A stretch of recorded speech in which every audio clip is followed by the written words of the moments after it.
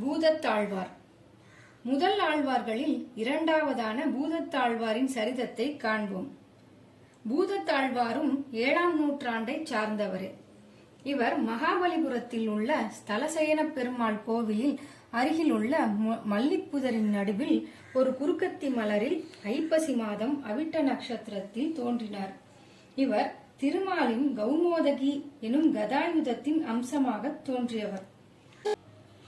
பஞ்சபூதத்தால் ஆன இந்த சரீரத்தை பெருமானுக்கே அர்ப்பணித்து அவன் திருவடியையே பயன்படுத்த வேண்டும் என தன் பாடல்களின் மூலம் மக்களுக்கு எடுத்து கூறினார்.